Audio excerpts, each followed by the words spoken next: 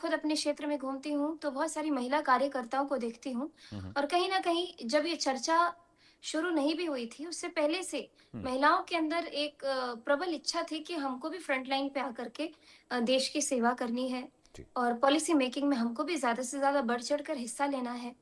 और हम खुद बिहार विधानसभा में बैठते हैं, तो पुरुषों की संख्या बहुत होती है, महिलाओं की संख्या हम बहुत कम देखने को मिलती है। जी। और माननीय प्रधानमंत्री जी के नेतृत्व में अगर ऐसा ऐतिहासिक फैसला लिया जा रहा है, तो हम सभी महिलाओं के लिए बहुत बड़ी बात है और हम सभी के लिए हिस्टोरिक एक्ट होने वाला है और हम सभी इंतज़ार कर रहे हैं कि कब जल्द से जल्द इस पे पक्की मोहर लग जाएगी ताकि आने वाले चुनावों में इसका सकारात्मक हिस्सा देखने को मिलेगा। मैथिली, आप जिस जिस प्रदेश से आती हैं, वहाँ पर महिलाओं के अधिकारों को लेकर, कामकाज के सलीकों तरीकों को लेकर बहुत प्रश्न चिन्ह लगते हैं। महिलाएं उन्मुक्त होकर नौकरी नहीं कर सकती, जिस जिस प्रदेश में हम और आप रहते हैं, यूपी बिहार की बात करें। अब महिलाओं का प्रतिनिधित्व 33% हो जाएगा, 275-76 महिलाएं संख्या हो जाएगी उनकी। लोकसभा, राज्यसभा, विधानसभाओं में महिलाओं का जो प्रतिनिधित्व वो बढ़ेगा। आने वाले वक्त में आप इसको कैसे देख रही हैं, क्योंकि विपक्ष लगातार इसका विरोध कर रहा है। अम, वी एक्सपेक्ट ऑपोजिशन कि वो यही करे, हम्म, अपोज़ करे चीज़ों को। मतलब ऑपोज़िशन का काम इस तरीके से ही होता है कि हम्म, हमारी रूपरेखा जिस तरीके से हम पॉलिटिक्स पढ़ रहे हैं, समझ रहे हैं, देख हम्म, रहे हैं, तो हम्म, ऑपोज़िशन का अर्थ ही मतलब यही है कि वो अपोज़ करे। बट हम्म, हम लोग को ये देखना है कि हम लोग समाज सेवा के लिए क्या कर सकते हैं, हम्म, समाज के सुधार के लिए क्या कर सकते हैं। हम्म, अ, हम लोगों ने रिज़र्वेशन पंचायत में देखने को मिला, बहुत सारी मुखिया महिलाओं को देखने को मिला और जिस तरीके से मैं खुद गाँव में जाती हूँ हम्म, और उनसे बात करती हूँ, तो काफ़ी एक अलग, वही पुरुषों से बात करना और महिलाओं से बात करने में एक अलग ही डायनामिक फ़ील होता है। तो राइट। आई रियली फ़ील कि जब महिलाएँ प्रतिनिधित्व करेंगी, वो उनके नेतृत्व में वो हर एक वर्ग को कंप्लीटली लेकर के साथ में चलेंगी हम्म, और वो एक ममत्व जो एक महिला के अंदर ही हो सकती है, हम्म, तो हमको वो भी देखने को मिलेगा कि कैसे संसद में हम्म। महिलाओं के मुद्दों को उठाया जाता है। मैथिली, इस बिल के पास होने के बाद महिला आरक्षण विधेयक संशोधन ये लागू जब हो जाएगा, 5 चीजें अगर आपसे मैं पूछूं कि क्या 5 चीजें आप बेहतर होती देख रहे हैं महिलाओं के लिए भारतीय राजनीति में। अ, जब हम विमेन पॉलिटिशियंस की बात करते हैं, तो हमारे पास गिने-चुने बहुत कम नाम हैं। जी। जब मैं खुद एक महिला नेता होने के नाते I aspire to become somebody, जो कि मतलब कुछ ऐसे नाम हैं कि मैं उनके जैसा बनना चाहती हूँ। पुरुषों में बहुत सारे असंख्य नाम हैं, बहुत सारे ऐसे नाम हैं जिनका हम उदाहरण देते हैं। तो इसका सबसे बड़ा एक 10 साल के बाद, 20 साल के बाद देखने को मिलेगा कि बच्चे बनना चाहते हैं, नेता बनना चाहते हैं, तो उनके हम्म, जैसा बनना चाहते हैं, उनके जैसा बनना, मतलब एक मोटिवेशन मिलेगा। क्योंकि हम्म, अभी तक मैंने खुद जब मैं राजनीति में प्रवेश कर रही थी, तो यही सुनने को मिला कि राजनीति बहुत गलत है, हम्म, इसमें जाकर के इंसान दूषित हो जाता है।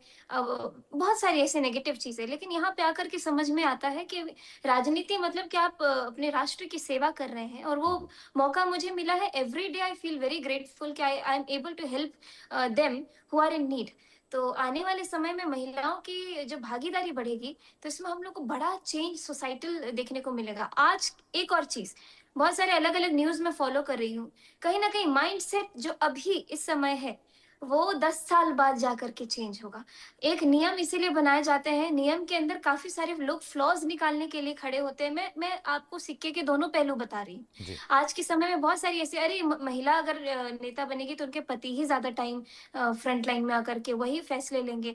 बहुत सारी ऐसी, ये तो साइकोलॉजिकल चीज़ है और आने वाले 10 साल में वही महिला जो आज उनको एक पावर दी जा रही है, उनको अम, एक और अच्छा शब्द बोल सकते हैं पावर को हटा करके, कि उनको वो एक अथॉरिटी दी जा रही है, 10 साल बाद वो उसको बहुत ब्यूटीफुली और बोल्डली हैंडल करेंगे। तो मुझे लगता है कि नीतियों से जोड़ना काफ़ी ज़रूरी है ताकि एट लीस्ट आपको पता तो हो कि महिलाएँ तो 33% दिखने ही वाली हैं। आने वाले 10 साल में वही 33% महिला कई दफ़ा कई गुना बढ़ेंगी भी और बहुत अच्छे से अपनी जवाबदेही को निभाएँगी। मैथिली, एक पिक्चर आप इमेजिन कर रही हैं कि देश की प्रधानमंत्री एक महिला हो, विदेश मंत्री एक बिल्कुल। महिला हो, डिफेंस मिनिस्टर एक महिला हो, और जो बड़े पदों पर आज पुरुषों पुरुषों का वर्चस्व है, जिन बड़े पदों पर आपको लगता है 10 साल बाद हमें महिलाएं देखने को मिलेंगी कि हम डिफेंस मिनिस्टर बिल्कुल, हमारी महिला है, बिल्कुल। विदेश मंत्री हमारी महिला है।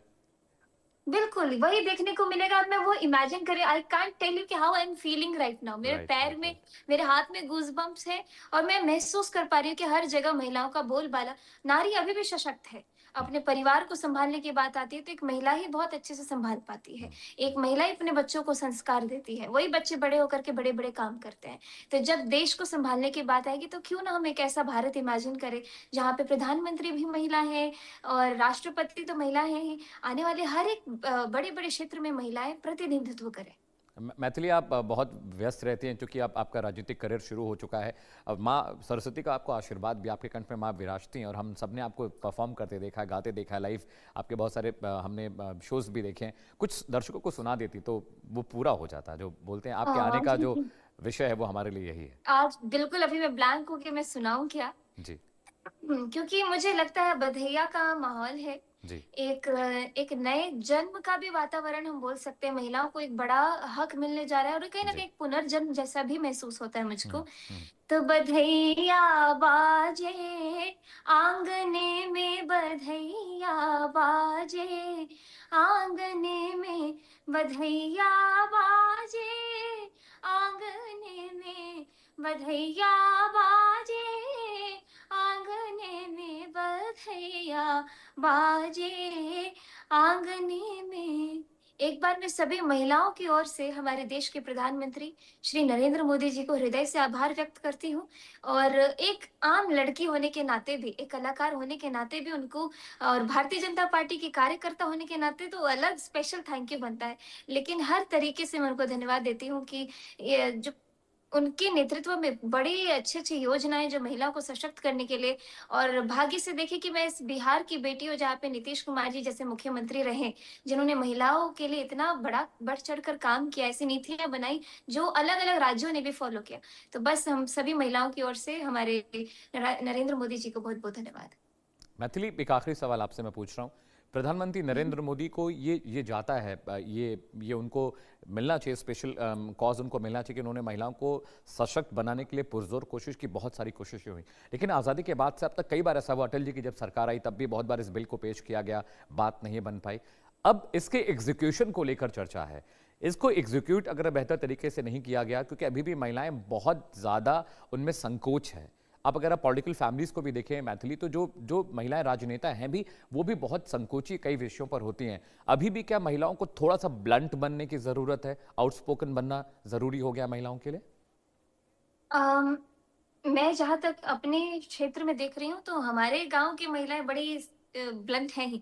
उनसे मुझको सीखने को मिल रहा है कि जी। मैथिली एना नहीं बाजे के छे यहाँ एना कहियो। हाँ। तो मतलब जब भी हम अभी मैं एक ऐसी पोज़ीशन पे आ गई हूँ, जहाँ पे मुझे कहीं न कहीं ऑर्डर देना पड़ता है और मैं ऑर्डर देने में संकोच करती हूँ कि हम्म। अरे! मैं कैसे बोलूँगी, सर को कैसे बोलूँगी? तो महिलाएँ बोलती हैं, "अरे! सर नहीं बोलना है, साफ बोलना है।" हम्म। तो ये सारी चीज़ें तो मुझे उन्हीं महिलाओं से सीखने को मिल रहा है जो मेरे क्षेत्र में मुझे कई दफ़ा मदद करती हैं, बढ़ चढ़कर आगे खड़े होकर के नारे लगाती हैं। तो हर जगह वही बोलती हूँ कि एक सिक्के के 2 पहलू हैं, महिलाएँ नाज़ुक भी हैं, लेकिन महिलाएँ दुर्गा का रूप भी हैं। तो वो अलग-अलग फ़ील्ड में वो कैसे जब वो घर में होती हैं, जैसे मैं घर में हूँ तो एक बेटी की तरह हूँ, मुझे मम्मी भी कभी भी कुछ डाँट देती है, भाई लोग भी डाँट देता है। लेकिन वहीं मैं बाहर होती हूँ तो सब लोग शांति से मेरी बात सुनते हैं। तो कहीं न कहीं एक ये अथॉरिटी देने की बहुत आवश्यकता है और मुझे पूरा विश्वास है कि सब एक साथ बढ़ कर के आगे चलेंगे। मैथिली, जीवन कितना बदला? आप माँ सरस्वती की सेवा में लगी हुई थी, अब आपका राजनीतिक करियर शुरू हो चुका है। कैसे मैनेज करती हैं? क्योंकि आपको फील्ड में जाना होता है, लोगों से मिलना होता है, बहुत सारे अपॉइंटमेंट्स होती होंगी। रियाज़ के लिए वक्त मिलता है क्या? अम, मेरे लिए सबसे बड़ी चुनौती राजनीति में एंटर करने से पहले ही जो ऑपोजिशन मेरे लिए लगा रही थी, कहानी, एक नैरेटिव, ये सब मैंने इसी दौरान सीखा, अपने पॉलिटिकल एंट्रेंस के दौरान ही सीखा कि कैसे ऑपोजिशन एक नैरेटिव बनाती है। तो मेरे लिए बहुत ज़्यादा गलत नैरेटिव बन रहा था कि अरे! ये तो दिल्ली, बम्बई, गुजरात, लंदन, अमेरिका करेगी, ये कहाँ लोगों की सेवा कर पाएगी। और जब मैं राजनीति में आई तो मुझे इक्वली राजनीति उतनी ही पसंद आ रही जितना मुझे मेरा संगीत पसंद है। जैसे मेरे लिए मेरे जीवन में संगीत खाने-पीने से भी ज़्यादा ज़रूरी है आज के समय पे। मेरे लिए जनता की सेवा करना भी उतना ही ज़रूरी और उतना ही प्रिय लगता है मुझको। तो समय तो बै मैनेज करना ही पड़ता है और ख़ास बात है कि मैं सोने से पहले 1-2 घंटे का रियाज़ अपना पूरा करके ही सोती हूँ, तो मुझे काफ़ी सुकून महसूस होता है कि मैं दोनों अच्छे से मैनेज कर पा रही हूँ। मैथिली, एक क्रूशियल क्वेश्चन है, महिलाओं की बेहतरी के लिए बिल लाया जा रहा है, लेकिन विपक्ष की जो महिला सांसद हैं, जो महिला नेता हैं, वो ही इसका विरोध कर रही हैं। वो कह रही हैं कि नहीं, ये गलत है। उनकी भलाई की बात हो रही है, लेकिन चूंकि वो सो कॉल्ड विपक्ष है, इसलिए उनको हर चीज का विरोध करना है। मैंने शुरुआत में ही आपको कहा कि विपक्ष से हम इसी की उम्मीद करते हैं कि वो अपोज़ करेंगे। लेकिन जब समाज सेवा और समाज सुधार की बात है, तो हम सभी लोग यही इमेजिन कर रहे थे कि सब एक साथ हाथ में हाथ मिला के कहीं भी कोई अंकुश की बात आएगी ही नहीं, सब एक साथ आएँगे। लेकिन they are performing their roles as an opposition और we see that, we respect that also. लेकिन काम तो वही होना चाहिए ना जो एक आम जनता को भी लाभान्वित करे, ना कि आप ऑपोज़िशन के कुछ मेंबर्स हैं, उन्हीं के जो पार्टी लाइन के हिसाब से उनका कहना है। लेकिन हम तो ये देखना चाहेंगे ना कि कैसे भारतीय जनता पार्टी के नेतृत्व में और एनडीए के नेतृत्व में एक-एक आम इंसान तक भी वो लाभ पहुँचे। तो हमारे लिए वो ज़्यादा ज़रूरी है, ना कि ऑपोज़िशंस के हर बातों को माइंड करना या उनकी बातों को लेकर के आगे बढ़ना। मैथिली, पॉलिटिकल रिकार्नेशन के लिए आप अपने इलाके में महिलाओं के लिए क्या कर रहे हैं ताकि आप पहचान सके कि जो महिलाएं लीड कर सकती हैं, जो पॉलिटिक्स में आ सकती हैं, उनके लिए कुछ आप सोच रही हैं क्या अपने प्रदेश में, अपने ज़िले में, अपने इलाके में? हाँ, मैं ऐसा कुछ सोच रही हूँ, मुझे हमेशा जब मैं कुछ सोच रही होती हूँ, तो मुझे बताने में असहज महसूस होता है और यही मेरे साथ इलेक्शन कैंपेन के भी दौरान हुआ था कि मैं सोच बहुत रही हूँ अपने क्षेत्र के बारे में, लेकिन कैमरे पे बोलने में लगता है कि अगर मैं बोल दूँगी, तो शायद ये काम नहीं होगा। हुँ, लेकिन अब मैं एक ऐसे जगह पे हूँ, जहाँ पे मुझे अपनी बात खुल के रखनी चाहिए। मैं हुँ, एक ग्रुप बना रही हूँ, जहाँ पे जितनी भी हुँ, अ, 11वीं 12वीं से लेते हुए जितनी भी बच्चियाँ वहाँ पे पढ़ रही हैं, कॉलेज जा रही हैं या फिर मुझे लगता है वो पब्लिक सर्विस के लिए इंटरेस्टेड है क्योंकि मैं चाहती हूँ कि लड़कियां राजनीति से जुड़े। तो मैं अपने हर पंचायत में एक व्हाट्सएप ग्रुप ब्रॉडकास्ट चैनल बना रही हूँ जिसमें सारी सिर्फ लड़कियां मेंबर्स हैं और हुँ, उनको मैं खुद हैंडल कर रही हूँ हुँ, ताकि जब हम किसी उम्र दराज लोगों से पूछते ना कि काका हाँ बताइए आप बताइए कि स्कूल में क्या दिक्कत है तो कहीं ना कहीं वो किसी को बचाने का प्रयास कर रहे होते हैं हुँ, कि हुँ, उनका कोई व्यक्ति उधर नौकरी पर है, मैं कहीं कुछ ऐसा ना कर दूं जिससे उनका व्यक्ति का रोजी रोटी चला जाए।